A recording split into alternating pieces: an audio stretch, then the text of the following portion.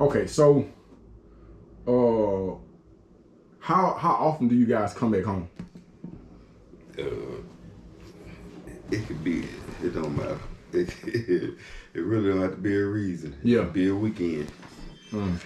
And so do you you're traveling, y'all going back, that the street mentality or and I hate to call it gang culture because it's just, it's just culture at this point in time. But does it start to contrast or conflict with what you're trying to do here? Because I want to assume that you're playing ball. I have to assume that, or are you? Yeah. And you probably dated a white woman too.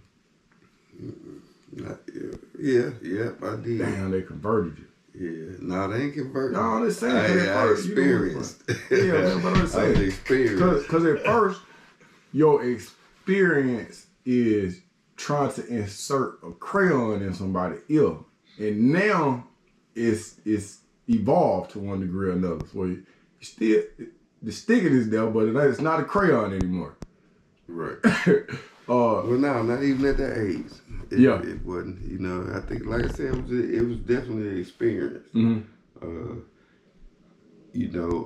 Me being influenced,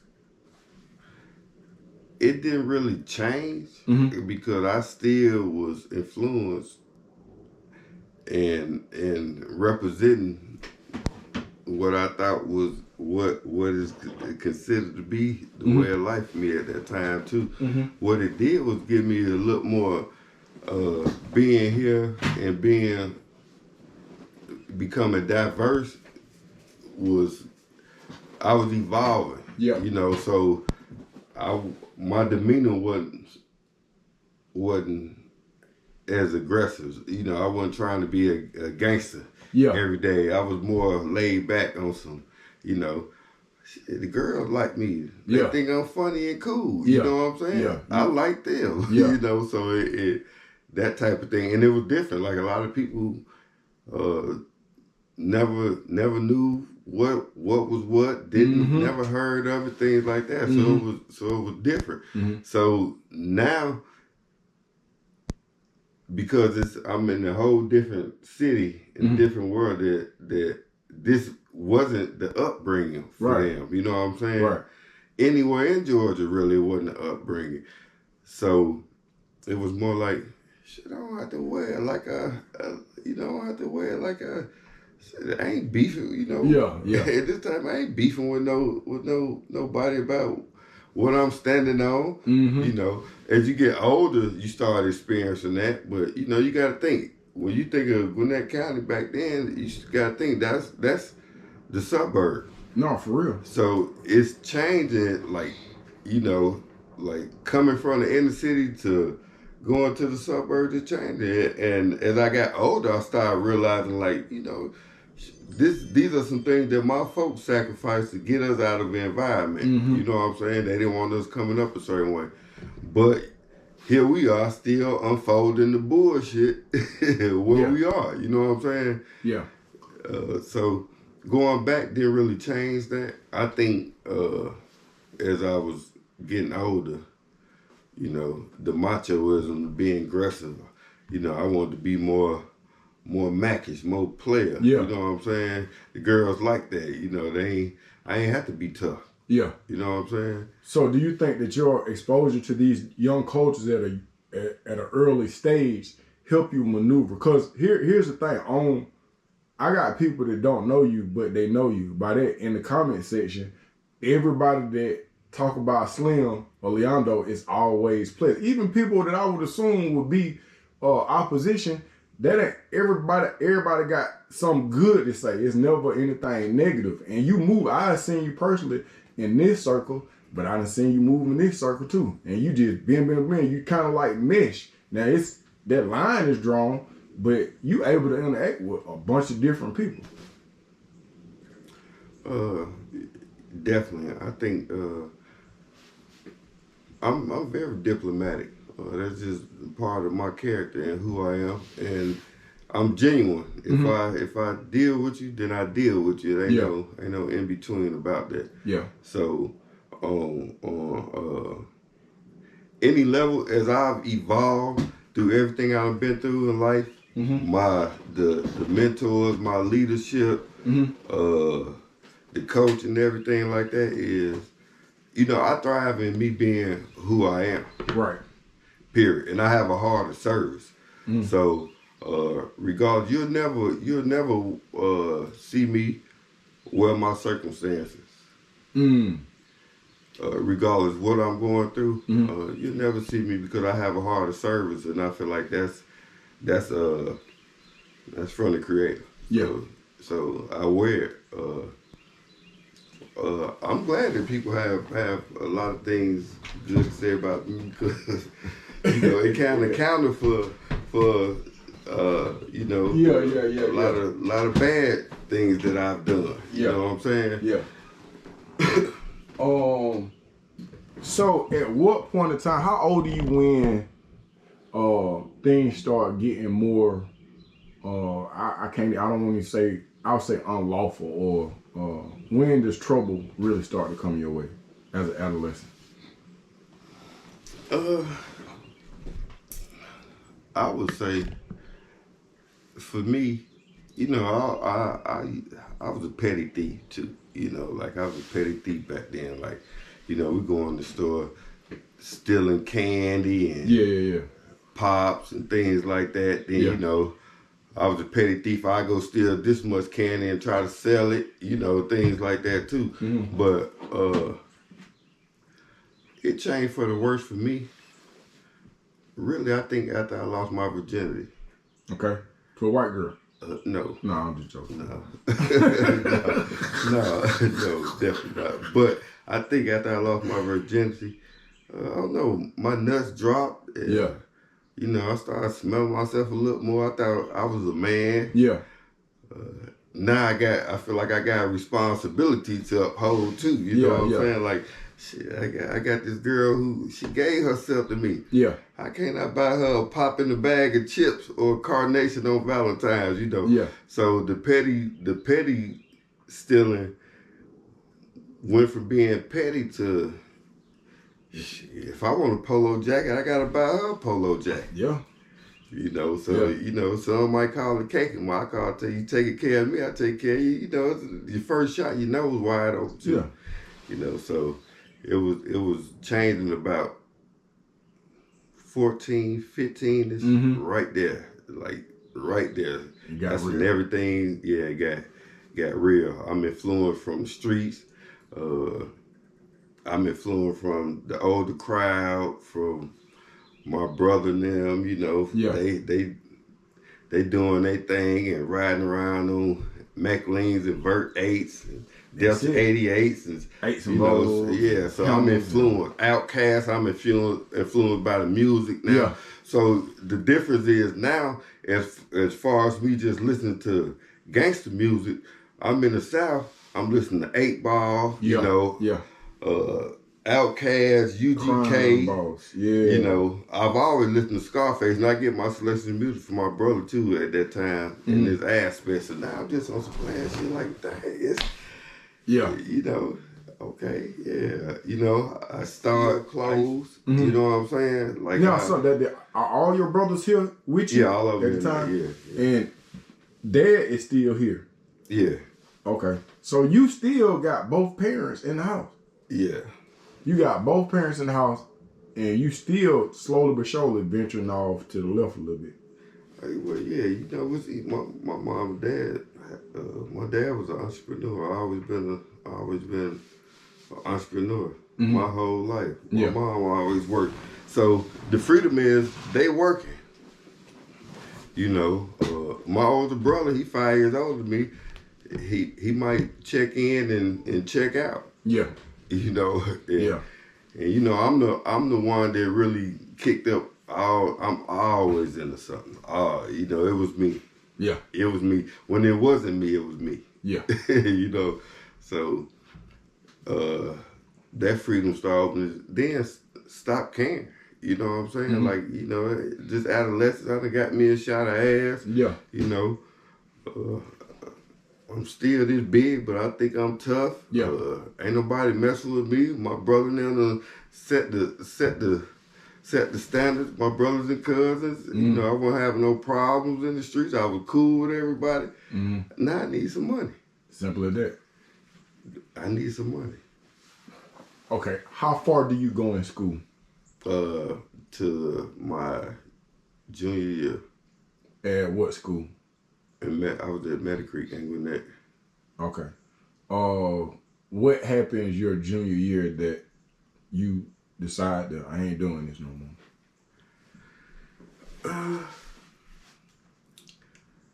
Like I said, I think it was, you know, just me and my brothers, my homies, the way we was kicking it, all of us had the same mindset at that time. You know, like, we gangsters, don't fuck with us, but we just want to, you know, we want to mess with some women, get some money, stay fresh. I just started smoking weed because I used to play basketball. So I just literally started smoking weed the same year I got arrested. How does that combination work? When I say that, cause I'm playing basketball 12th grade, and I done got so good I started smoking before practice. My dumb ass, I done got creative some kind of way, and it brought something else out of me, but then I ended up spraining my ankle. That bitch swelled up like this right here.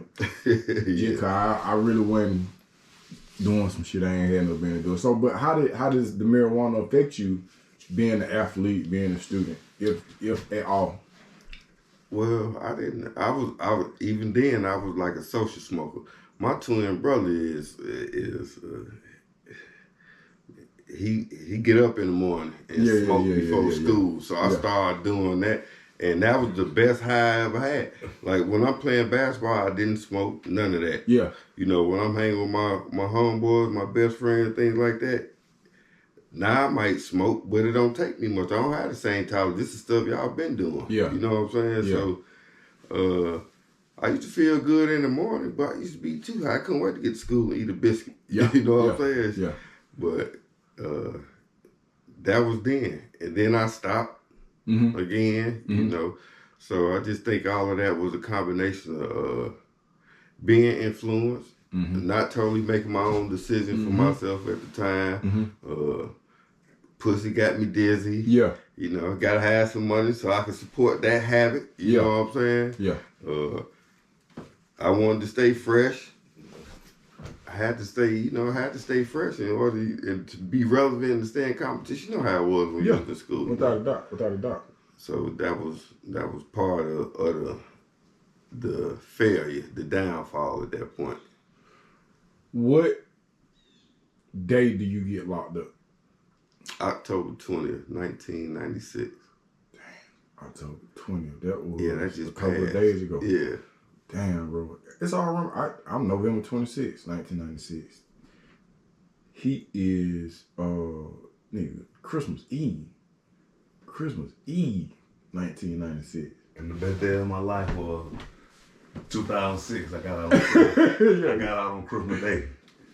Oh, they kept you. They do keep you. Yeah, I got out Christmas Day. I got out there Christmas Day. Damn, I came home November 26th. Like, this November 26th will be 19 years I've been home. Mine was October 25th.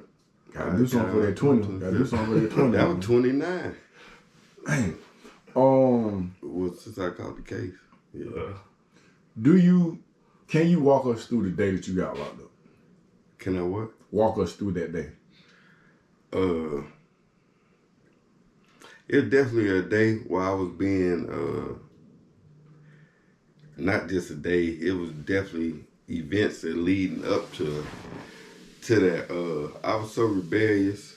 I left home. You know, I left home at this time again. So now things change. Now, like, I done started taking. So now I'm seeing a different dollar amount now, you know what I'm saying? Now I'm seeing thousands, but I still don't know the value of money because I'm wasting it.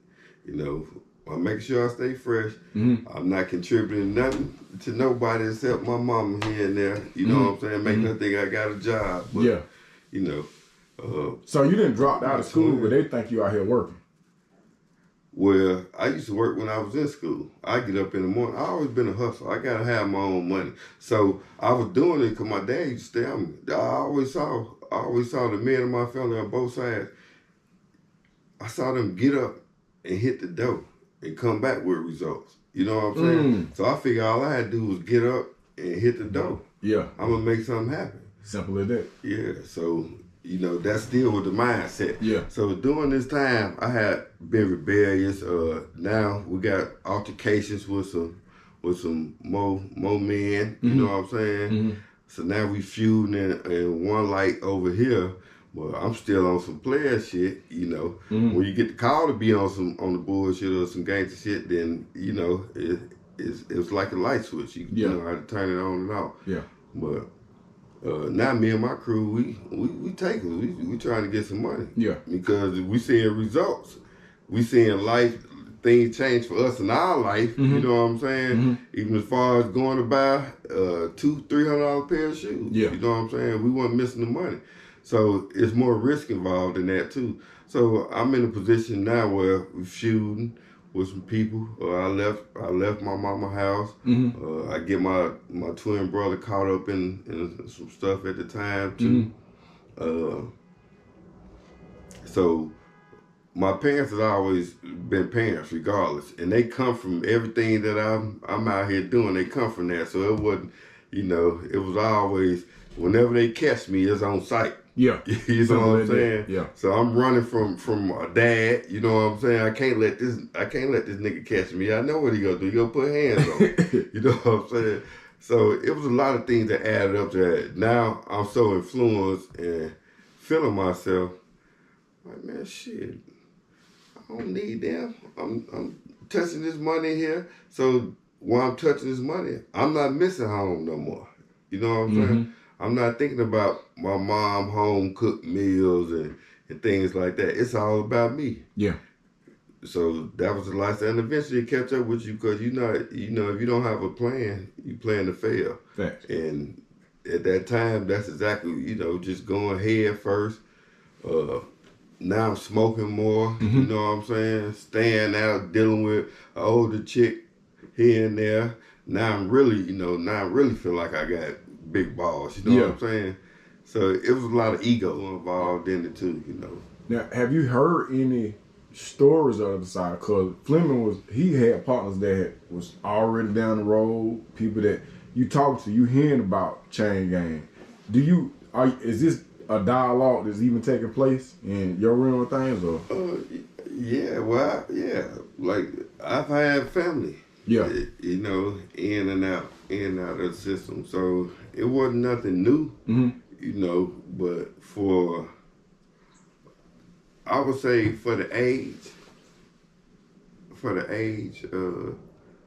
me and my cousins and brother and homeboys, we was doing stuff that that even grown men knew better than do. We were doing it with no conscience. Yeah, balls of steel. Yeah.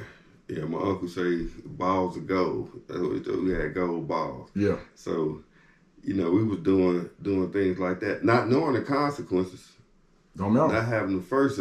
Yeah. Well, once you get caught, it matters. Not knowing the consequences. No, you're going head first and everything because the rewards or what you thinking is the rewards. So that was a whole change in dynamics. It was just a downhill spiral. Yeah. Actually, within the weeks that led up to it, it was a lot of things that started transpiring, taking place. Looking back at the time, I really wasn't paying attention to the signs either. Because they was there. They was there. Yeah. They was definitely there. And, one bad decision, one bad choice, cost me 10 years.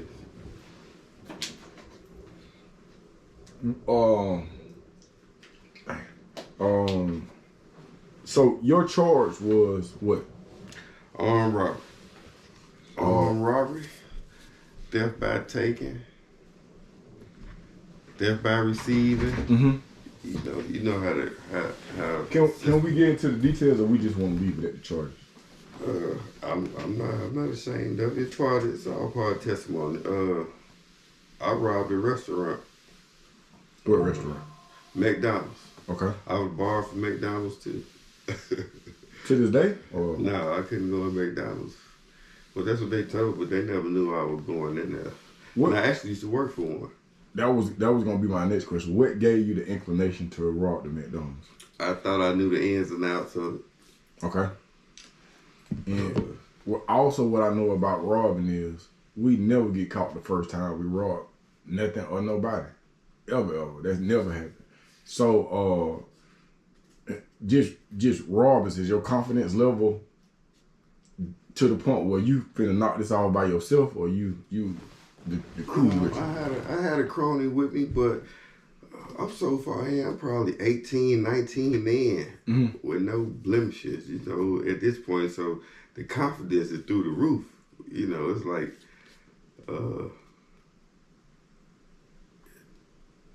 you just thinking that you invincible. You think you got it down to a science. Yep. You know what I'm saying? Yep. So, yeah, at that time it was definitely. And I gotta ask this: do we ever revisit mentally that lawyer or that athlete that you wanted to be back in the day? Does this even cross your mind when you got your hands in the dirt, or? Yeah, it do.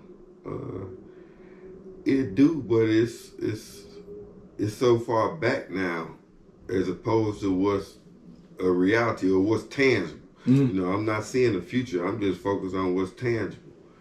So I'm living in the moment. Yeah. Because it's a cloud. Like I said, it's the now I'm wearing what I want to wear. Having your way. Yeah, I got a girl that like me over here. I'm thinking that's what life is about now. So I'm caught up in that cycle. Never do you think, beyond that moment, because you haven't been caught, so Right. There hasn't been any consequences. Right. When the robbery has taken place, how much money do you walk away with? It depends. It depends on what you're here for. Sometimes it might be $750. Sometimes it might be $13,000 a piece. $4,000 a piece. It all depends on. Couple times been that. On what you. Nothing. I don't rob 200. Yeah, I don't rob a sometimes. nigga for an expired motor card and a 50-cent piece. Yeah, see, sometimes it might be a nickel bag of weed. Just all. Yeah, and you pissed off, but in the midst of that, it's like a fuel too. That wasn't enough. You know what I'm saying? Yeah, that wasn't enough. Yeah. Go ahead. You about to say something? No, I was saying, especially when your first two might have been big. You know what I'm saying? So you like, oh man, all of them got to be like this. And what a lot of people don't know is that robbing shit get addictive. It's a rush to come over you when you put that pistol and just demand things in the room, and shit start to move and shit start to shake. It's something. It's actually a scientific term for it, bro. But it just opens up something in your brain that sprinkle retarded shit everywhere. It's a power strike. Yeah. It makes you power struck for real. Yeah. To be able to move the room with like this is making everybody humble. I got the power. Everybody's submissive right now. So yeah, that's part of it. On this last lick, when you robbed this McDonald's, how much money did you leave with? I didn't even get a chance to count it. Didn't even get a chance to count it. So it all happened so fast too. Yeah. Yeah, it all happened so fast where it was a lick from what the paperwork said, but we didn't get to count it. That's the difference. We didn't get to count it. Yeah. And as quick as it happened, as quick it was over. So it happens on October the 20th, and you get locked up on October the 20th. Right. All right, but okay. So when you get You get locked up at the scene, or Yeah, not in the parking lot, but a few blocks. Yeah, definitely. yeah, you talking? This is in Gwinnett. Yeah, this is in 1996. 1996. This is one of the hottest places on earth in reference to police. Like, yeah. The response time. No, they got a record high of having, one of the fastest response time, like in real life. Yeah. He said, yeah, nigga, I know, nigga. So, October the 20th, they book you. You go to Gwinnett County Jail. Nah, I was a juvenile. I go to juvenile. I got arrested when I was 16. Damn. Okay, so then you go where? To RYDC. Which one? Gwinnett. Oh, it's in Gwinnett. Yeah. What's going through your mind when you first step foot off of them? Don't say nothing. I'll be out in a couple of days because this is the first time I've been. Both of y'all got caught. Nigga. Both of y'all just thinking, I'm thinking that's how I go. I can play his response and your response right beside each other, nigga, the timing and everything. Nigga. I can say the same shit. You don't say that. Don't say nothing. I'll probably be out in 3 weeks. Because like I said, some of my peers been through it before, so. But we already knew the code anyway. Yeah. And them niggas got out. Yeah. 2-3 times. So, yeah. Shit, as long as they don't say nothing, I don't think they don't say nothing. And this the first time, but it's gonna be a slap on the wrist. That's what I'm thinking. You know what I'm saying? Yeah. But at the time, things were changing. I fall up under that Senate bill. The SB 440. Boy, that 440. That thing's so serious. Mandatory minimum. Yeah. I fall up under that. Do you bond out as a juvenile? No. No bond? No bond. No bond. When you called the house, when your parents find out, what is that conversation like? Oh man. Not too much. Well, my mom, you can hear my mom through the phone. Yeah. But my old man, my father was at work. Mm-hmm. He was in California, so I made my dad start back smoking. Right then. Cigars. Yeah. Yeah. He had stopped smoking. Damn. Cigarettes, cigars, anything. Yeah. I made him start back smoking that day. When he found out. When do you find out that it's not a walk in the park? It's not finna be no slap on the wrist. This shit just got real. Shit, I think after my first 30 days in RYDC, yeah, when you seeing the turnover, people coming in and out, yeah, some going home, some going to a YDC, yeah, like at the time, we were some of the first people out there who fell up under the Senate bill for yeah. So they was making an example. I didn't never go to the county. I went from RYDC to the county jail bus. Yeah. Yeah, because I turned 17. So I went. I went as soon as I turned 17. Well, the crazy part is, this Monday, I spoke at Miller Grove High School. A whole auditorium, y'all niggas would have been proud, but I rocked the crowd, for real. But then, I get a call from Panthersville. They're like, I need for you to come talk to this individual. He got 2 bodies. His birthday was on Monday. So he got the lead up to like come talk to him before he go down the road. I'm in a full bow tie mode, leaving the school, headed to the juvenile. Yeah, don't worry about it, Mr. Butler. He done got attacked 2 of our kitchen staff. I said, damn, he got a long ride in front of him, bro. Long ride. When you get on that bus, do you know where you going? I heard it. Leanne there, that's what I heard. But I just was Alto and I started talking to this old guy on the bus. So you had already associated Leanne there with Alto? Well, no. Once I got on the bus, I heard the sheriff or the transport officer say Leanne there. Mm-hmm. But when I got on the bus, the old dude, you going to Alto? Everybody going to Alto on the bus. So I'm like, shit, what's Alto? You know. Yeah. He told me a little bit, and next you know, I was like, shit. He's like, you want a cigarette? And he had some tops. Yeah. I was like, yeah. Shit. So he rolled a cigarette for me. Yeah. Gave it to me. Like, you ain't supposed to be smoking, so you gotta be careful. So I remember him giving me the cigarette, and I remember me shaking like this. Like a crap. You know what I'm saying? Like, yeah. He said, you gonna be all right, young boy. I can tell by your spirit. Yeah. I said, yeah, I'm gonna be all right. I said, yeah, I'm gonna be all right. And I hit the cigarette one time, and I felt sick. Yeah. So I ain't hit the cigarette no more. I was nauseous, and before I knew it, the bus stopped at the gate of Alto. I opened my eyes. I said, man, what the fuck is this? And all this wire and brick just look like the project. But you seen? Oh, my new boy, that nigga pushed me like this. That nigga, it took the nigga arm so long to unfold. By the time he pushed me, I was a hell quick. Nigga just pushed me for 30 minutes, man. That nigga pushed me, man. He tried to find me. Pole, I did not do that shit on purpose, bro. I did not do that shit on You purpose. was out there. Yeah. I ain't do that shit on purpose. Them folk it was in my mind they were saying them niggas trying to play rough and all this shit. And then when you had hit the pole, you were like, goddamn, like, I'll fuck you up for real, like in real life, goddamn. Don't keep playing with me. And then Fleming done choked me out one time. I don't remember. I'm finna bring it up. We're gonna talk about this shit. I got y'all niggas on my couch. Come on.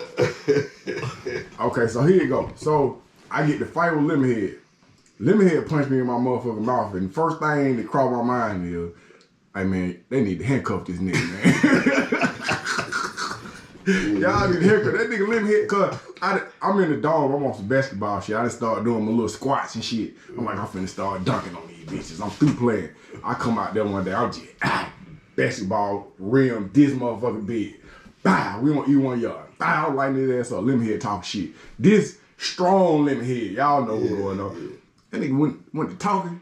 Then this how I know I was fucking up. I started, Jeezy be talking in third person. Like, Jeezy, you ain't gonna fuck with Butler, nigga. do what I say. But I'm bent down like this right here. That nigga Lemonhead hit me in my goddamn mouth. Bow. When he hit me, I said, shit. Let me try to grab this nigga, cause I ain't got the mindset. That nigga hit me again. Bow, bow. I said, all right. Hardman was working. Stupid boy. He ain't right it up in there. Gone to your dome. Gone to your dome. You all right? Gone to your dome. So then, sometime later, me and Pat on the same team. Pat, I guess you didn't think this shit take place, and now Butler a motherfucking free pick. Now, Black working in the kitchen. Y'all remember Black used to work in the kitchen? Yeah. All the Atlanta niggas walking. Black like, shit, you don't want to work out? Because they take a little kitchen thing, the goddamn drain in the kitchen. Yeah. They used to be in there working out all the time. Like, no, nigga, I don't want to work out. I don't want to motherfucking work out. Playing ball with Lil Pat. Me and Lil Pat on the same team, y'all. I missed the shot. That nigga Lil Pat hit me with the ball, man. Lil Pat hit me with the ball. Hit me. I was like, bet. I know this is gonna come. Let's go ahead and get out the way. I say, we in the same dome. We gonna figure this shit out. And with me with Butler, I can take an L with, but when I'm talking to you, you ain't gonna know. You gonna be confused. He like, shit, we gonna fight. I'm like, bitch, we gonna fight to the death. Here you talking about? I don't care nothing about it. I don't know who room there was about it still. We get into it. But Nord is there too. Nord is there. I got Pat fucked up. This one y'all had a Pat. I got Pat fucked up. No disrespect, cause Pat had me fucked up at some point in time. But I got him fucked up. Nigga, Jesus grabbed me like this. I said, what the fuck going on? Fleming didn't grab me. I said, when the nigga choked me, I said, Jesus, is this you, Jesus? What the fuck just happened? I'm finna hella good. That nigga done choked my ass up. So now I go holler at BJ. When I holler at BJ with the old Alto fuck shit. This nigga got knives. I ain't even know he had. I was like, whoa, hold on, bro. I just want to win. So this is what I tell everybody. I tell Nord, mind you, I'm talking shit. I want to win with everybody. I want everybody who text me, I want to win. So Nord, he don't say nothing. Get what Fleming say. Big, come on. come on. So then, if I'm being honest, me and Lil Pat had that room up there at the edge. And me and Shawty get into it. At some point in time during the fight, if that nigga would have just linked back, Lil Pat would have had me fucked up in there. If he would just link back, cause he got them strong ass arms, and nigga, if he had just linked back, never mind what he gonna fall on, he would choke me out in that motherfucker. But then he did some shit I wasn't really accustomed to. And while we were fighting, that nigga say, shit, Shadow, you straight? I'm like, yeah, shit, I'm straight. You straight? That nigga let me go. Cause I'm like, Butler finna go on here. They finna go in here and fight. And I'm like, I gotta stop it. I gotta stop it, cause them my homeboy, these my folks. You know what I'm saying? Yeah, so get caught in the middle. Well, but Butler wasn't gonna let up, so he wasn't gonna let us. I had I wasn't just fighting him. I was still fighting on my goddamn some other shit too. I grabbed it, and I'm like, and you see how Shadow was about 2 weeks. You know, he was still talking about that shit. Hey, we cool now. Lil Pat done rented from me and everything, man. So we cool, but that was just a learning experience. Did either one of y'all have a situation where you fought with somebody and y'all either got cool or it just changed the way that you looked at life in general? Yeah. Who? I think, well, I don't know, man, because I had a few one-on-one fights, but shit, like, if my partner fighting, shit ain't no going out bad. You know what I'm saying? Yeah, I come to the rules, so I know me and my bus partner, we jumped on plenty of people. Me and Corey probably whooped a few, I know we done whooped a few niggas' ass. Shit, he swing, I'm swinging. Simple as that. It don't even matter. Yeah, it don't even matter. Like me and Killer Fred, you know how we fight every day.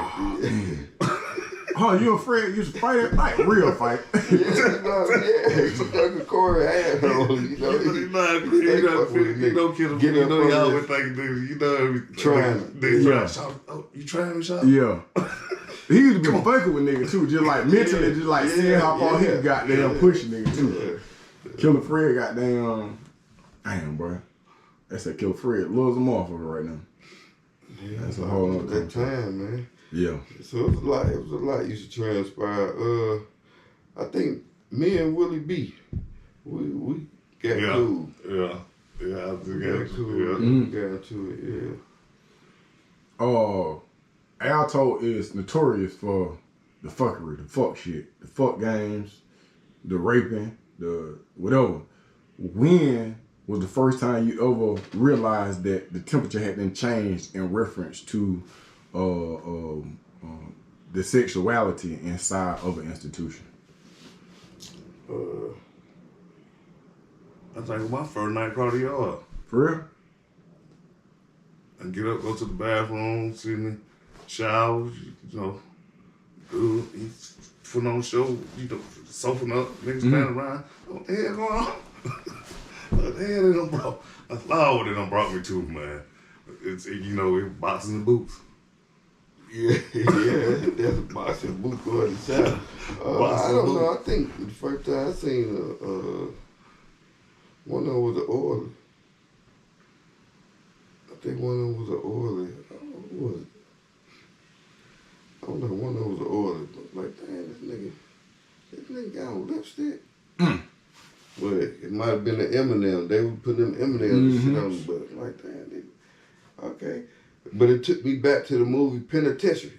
Yeah. You know what I'm saying? Yeah, I done seen all of them, bro. You know what I'm saying? So it took me back to that anyway. But too sweet. I don't know. I think overall it changed. Well, you saw it change in front of you. Yeah. Because a lot of older people didn't play that shit. You know what I'm saying? At all. Period. And now you seeing niggas, kids, you know what I'm saying, playing around, playing the fuck game. Well, oh, nigga, no way the hell you finna dig in my ass. You know what I'm saying? And other shit like that. So, you seen the change in front of you. That's how I knew it was a dark cloud over the place. It was always something transpired. Me and Cody got to fight down there in PMC. Me and Cody. About basketball? We got to fight. About what? The nigga tried him. Yeah. And I wanted to get up Yeah. and do something about it. Yeah. And me and him got into it. What was your first deal? If you can remember. I don't remember. It probably was something with not going to school or insubordination or something. I don't know. Because at this time, neither one of y'all got y'all GED. No, not at the time. And we ain't no trade school or nothing. Do you remember your first detail? Yeah. What was it? Yeah, I remember my first detail. Shit. What was it? The kitchen? I think my first detail was the kitchen. And after that, I was always involved. I was in school. Ball. I don't know why I remember one of y'all working in the hole or something. I used to work in the hole. Yeah. That wasn't my first detail though. Oh, okay. I used to work in the hole. In reference to, I guess, the city, and because at this time, this is kind of like the old Atlanta, because the gang culture is not really, it's there, but it's not the way that it is now. And right now, we see a lot of stabbings. You got 35 people that got stabbed last month. I just did live 911 call. Well, they called from Smith State Prison, bro. The police, the CO then called 911. Somebody get stabbed. Before she hang the phone up, 2 more people then got stabbed. So, where is the state of Georgia at this time on gang culture or just gangs in general? Is anybody really letting it be known who they is, or is it not such a big deal? At that time, it wasn't embraced. Like I said, it's a whole different environment. And like once if you ran the streets before you got arrested, then you know where certain places at. I've been all over Atlanta. Yeah. So it wasn't embraced. A lot of people like, what the hell is that? Oh, yeah. They was representing neighborhoods. Yeah. Too much different, but everybody was representing their neighborhood, where they from, or police precincts, zone 1, zone 2, zone 3, things like that. So it was different, like if you was a gangbanger and they looking at you like, oh, you outside the box. Yeah. At this time, you had a few different gangs, you know what I'm saying? With 1 or 2 people here. And I think most of them, pretty much a lot of them was from out of state. Anyway. Yeah. That makes sense. So I got some questions that people always be wanting me to ask brothers that then came from Alto. What can you tell me about Dead Man's Curve? Don't get caught slipping. In real life.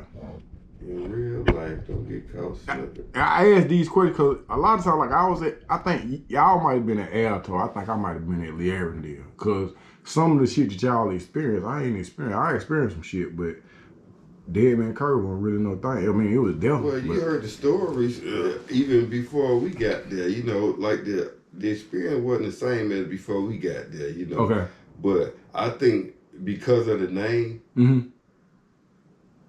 it was more of a hype too. Like we gonna catch this nigga right here. It was a blind spot. Yeah. Pretty much. You know what I'm saying? It was a blind spot, so you could knuckle, a nigga get hit across the head, your stole goods get stole, your property, things like that. So it wasn't, like I said, we didn't experience the bulk of it. It just always held that reputation. Is the Alto Shuffle a real thing? Yeah, I think the Alto Shuffle is definitely. I'm saying, so, cause I done heard people say, they were A-Town say, man, that shit look good, but if you don't know what you're doing, you're gonna end up fucking yourself up or getting fucked up. Yeah, I think it was certain people that was more fluid with it. Everybody probably tried it. It's more of a shadow boxing technique. Yeah, that was like Slim. You got some that were flowing with it. Yeah, that like. All right, so if we could we get some people that who would stand out in reference to not just the shuffle, but just hands at Alto that y'all remember? If you could go through your top 5 and goddamn pick out 5 like them right there, they gonna go. It was a lot of people that went. Well, when we talk about hands, because we had some boxers. Mm-hmm. Like you had what's his name? We had some boxers in our area, and there was some before with what? Was it Vonche? Well, yeah. B-Nut? Manguel was decent, pretty good. Norwood used to train. It was either some older cats who was down there. Mike Simon. Yeah, Michael Simon, definitely, with that left hand. It was some one-hitter quitters too down there. Yeah. Cab driver. Fathead had a dead hand. GQ had a dead hand. Somebody told me Fathead had a dead hand. Yeah. I forget who it was, but yeah. Yeah, there's a few one-hitter quitters. Shit, my co-defendant, Mike had a dead hand. But I couldn't, just the top 5, it didn't, I don't know, because it always went down. Yeah. Your ass might be top 5 today, and then tomorrow you be looking crazy somewhere. Yeah. Sometimes it might depend on your opponent. Yeah. But, I think a lot of that, a lot of people's reputation spoke for itself when it came to hands too, though. Like some people had to always show they was about it, and some like, nah, yeah. You don't even want to get in what you want, bro. Yeah. So let's shift. Let's take it to the court. Who are some of those I have seen and played with and against both of y'all on the basketball court? Who are some people that stick out like in real life on that basketball court at B Unit Yard, at the real B Unit Yard? Who stick out? Man. Excluding yourselves. I like that boy Kite, man. I like that Big Red from Griffin. Yeah. He had him and G, cause they were big, Him and GQ. GQ was the truth. He had that footwork. That man was the truth. Hey, him and Q, man. Yeah. Big Red. Yeah. I like. It was some before us. I like Mob B. Used to play. I like Pat Little Fast Ass, Little Aggressive Game. Yeah. Tony Collins. Yeah. Agnew, Killer Cone. Simp used to play. Yeah. Joe. What's his name, Joe? Dick. I can't think of his name. Little light skinned point guard. He was in Oklahoma. Yeah. Joe used to play. Little E5. E5 used to play. Yeah. Skip. Yeah. Skip right out left. We had some post players. We had some. It used to be fun. Yeah. It definitely used to be fun. All my altercations derived from the basketball court. Most of mine too. I remember Slim was about man, Skip, I ain't gonna lie, I'm gonna keep it real. We grown, I'm a grandpa now. I thought the man was gonna swing on the man. Thought I had them fouled him. I ain't fouled him, man. Push the shit out of me, man. Like goddamn,